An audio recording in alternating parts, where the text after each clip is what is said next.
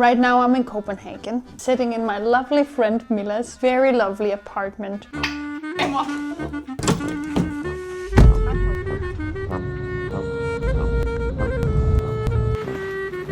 I slept here tonight and it's been super nice. So good. And today I'm gonna head to the airport in the evening and grab my flight, and 12 hours later I'll be in Bangkok. I hope. After Mila left early this morning, I got up around 8 and sat down with my computer, had some breakfast, and then I needed to fix stuff. I needed to get a ticket out of Thailand to show proof of onward travel when I get to the airport. They might ask me and they might not let me board the plane if I don't have this proof of onward travel. It's really unlikely that they'll ask me, but in case, I need it. So I sat down and I tried to fix this. And I thought, okay, this will be easy. I'm just gonna ask ChatGPT what to do, which perfect refundable flight tickets it can find for me. I knew in worst case scenario, I could always buy this like service for $15 or euros that will buy you proof of a ticket out of the country, but in reality you're not buying the ticket, you're just buying the service of getting a PDF saying you have the ticket, and then they're gonna cancel it after 48 hours. So you have the ticket, you can show it in the airport, and then they cancel it automatically. But I thought, that's like $15 of waste. So then I started looking into like refundable airplane tickets. You know, if you buy a normal ticket, usually they're not very flexible. But if you choose to buy a really expensive flight ticket, you can sometimes get a full refund. But I was trying to make ChatGPT do the work for me. And it was just like, oh, I wish I could tell you point for point what happened, but let me put it this way. I probably wrote back and forth to ChatGPT like 30 times while also Googling stuff. I was Googling all types of airplane companies, like refund policies and people's experiences with it, and does it work, and how difficult is it? And I always bumped into issues. You know, I would look at Emirates and be like, okay, can I get a discount here? Yeah, but then they didn't fly from Bangkok to another place in Asia. And I was like, oh, then Bangkok. Then I found ChatGPT finally after like an hour recommended me to get like a ticket with Thai Airways and that I could get a fully refundable ticket. Then I went to their page, did everything, blah, blah, blah. ChatGPT had told me, make sure you do read the conditions. And luckily I did, because turns out then, oh yeah, you get a full refund, but there is a fee of 600 Danish kroner, like $100 to get it refundable. Like, at that point it's not refunded, guys. Like, at that point I might as well do the $15 fucking thingy. And that's what I thought I would end up doing. But after having spent 1.5 hours and we were approaching 11 o'clock, I was like, okay, I'm just gonna do the hassle-free thing, do the $15 ticket, and then just be over with it, you know? Not think more about it, it's $15. But I don't know what ended up happening. I gave it one more shot, Googling trains and buses out of Thailand. Because recently I spoke to the Thai embassy in Denmark to like ask them about the entry rules and visa exemptions, etc, etc. And they said, make sure you have your proof of onward travel. They were the ones who told me from the get-go. That's why I was doing all of this. And they did specifically say, just get a bus or train ticket, something cheap out of the country. So the update is now, I think I spent 2 hours on this shit, but I did figure out something. I have a ticket for around $10, 69 Danish kroner, or 72 actually. And it's a bus that goes from Bangkok to Laos, just across the border to Laos, the place where all the people got the methanol poisoning. Really sorry about that accident. But yeah, so I have proof of onward travels now. And now we're just gonna see if they actually are gonna check at the airport or not. Yay! Besides that, guys, so I finally checked that point off of my to-do list. And it's 12:30 now. Then I've been trying to get in touch with like knitting companies in Copenhagen, and because I brought the wrong knitting needles. That's my little last minute to-do list. I was kind of looking for power banks because I also forgot that back home with my parents. I've been looking at if I should get a VPN or if I should get an eSIM just for India because I have a layover in India. I've been looking at all sorts of YouTube videos about entering Thailand and visa and what you should say when people question you when you enter a country, like how to not seem suspicious. There's no reason they would not let me in, but I'm just paranoid. I'm just scared about that stuff. So I've been doing that type of shit, and then guys. This gives me a headache. Turns out my friend doesn't have Wi-Fi here. Totally fair. So I've been using my mobile hotspot on my telephone, and I just needed to check how much data I'd spent. And then I was baffled to find out I've spent 26 out of 30 gigabytes, and I'm halfway in this month. I was like, fuck.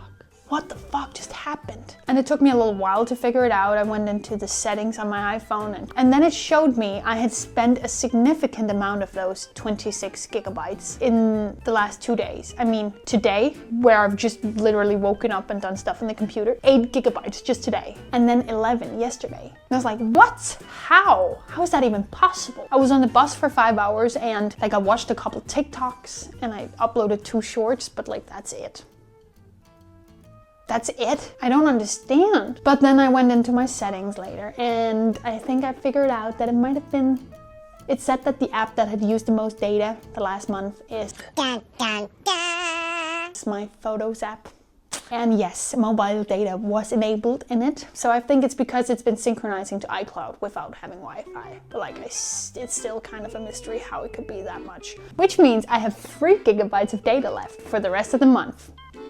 Like 12 days more. And then I decided to call my phone subscription company because I bought this subscription recently because it enables me to have data in Asia. That's the sole reason I bought this subscription. Like this guy called me, he said you can get 50% off. And I was like, oh, and you guys also do these like special subscriptions with lots of data abroad, right? And yeah, so I called them and I asked, it looks like I only have 3 gigabytes left. Is that like the rest I can use when I get to Asia as well? And she was like, oh, no, don't worry. It like restarts when you go to another country or something. Like it's another batch of data you can use when you're in Denmark versus when you're in Asia, Thailand. So that made me a little bit relieved. Until the second after when she said, oh, and do remember, it only lasts for 30 days. You know, and then you have to go back to Denmark. Excuse me? I just told her straight up, what? That's not what I thought I went into when I accepted this subscription. And in my mind, I was trying to backtrack, like, what did I talk to this sales guy about when I was on the phone with him like 2 months ago? What did I talk to him? What questions did I ask him? Was I critical enough? Did I not ask him about, like, did you say duration of this fucking subscription? I was like, oh my God. And I don't fucking remember. And that sucks. But then I told the lady on the phone, I said, so I know you have recordings of almost every call you do in here, because they use it for their trainees. And I said, okay, I would like to see the recordings from back when this guy called me and we were talking about this subscription that I eventually signed up for. I want to hear the recordings of that. President, come on, wait. That's enough. That's enough. Mr. President, That's enough. You are a rude, terrible person. Because I remember questioning him severely and critically about like, blah, blah, blah, blah, blah. Is this subscription gonna work for me? It's basically. But I do not remember him ever saying this, but I don't know if I asked him. Maybe he might have said something, maybe I've misunderstood it, but do you have the recordings? I would like them. And then the customer service lady said, okay, give me a break. Like, give me a moment to figure this out. She put the phone down, like all this jingle music, and then she came back later and she said, I have to look into this further. I'll get back to you. So the update now is she might send me an email tomorrow or something, and I'm just over here like, fucking Christ. Shit, I can't use that subscription for nothing. It's a waste of money. It's like, because I'm leaving for much longer than a month. Like, oh my God, what am I gonna do? So then I've been Googling into eSIMS as well. But as soon as I quit the call, you know, I texted Ethan, my boyfriend.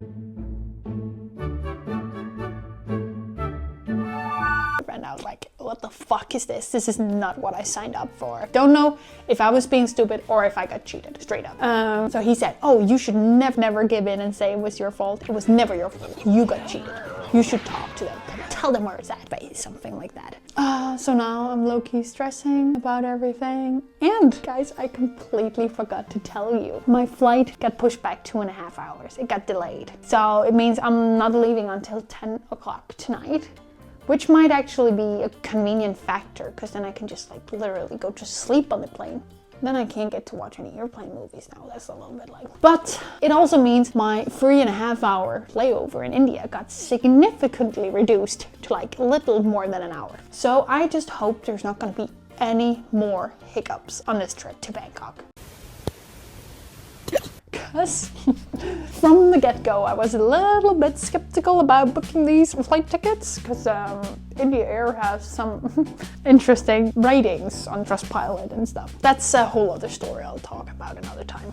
But I just feel like this day, do you say we got off on the wrong foot? Like in Danish, fick det forkerte ben was saying. I just feel like this day started off really unfortunately. Flight getting delayed, not being able to figure out the proof of onward travel thing, and then the subscription thing, and I'm just like, ugh, I can't deal with all of this. This is the worst day of my entire life. I want to go home. Now! It's totally chill. It's just a little bit annoying. With all of that being said, I think I need to go find a place where I can get a Wi-Fi so I can continue doing some work without using the last bit of my available gigabytes for this month. So, I'll see you maybe in Bangkok or maybe before then, if there's troubles. Fingers crossed there's not. Oh.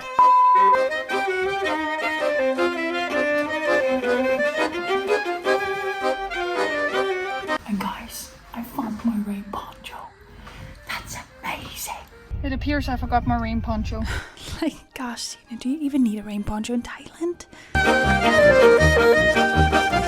It was in my bag, but somewhere I had not thought it would be. That's what happens when you pack in a rush. And my lasagna in a bag. Yay. Thanks for letting me use your hand cream medicine. Boink. Yeah, I think we're getting ready. I don't think I forgot anything. But guys, that's where I'm going. That's where Bangkok. Exciting.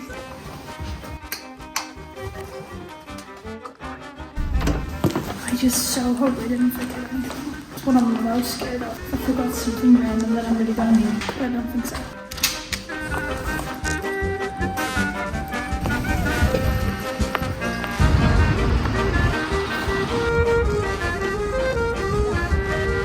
That's the same backpack.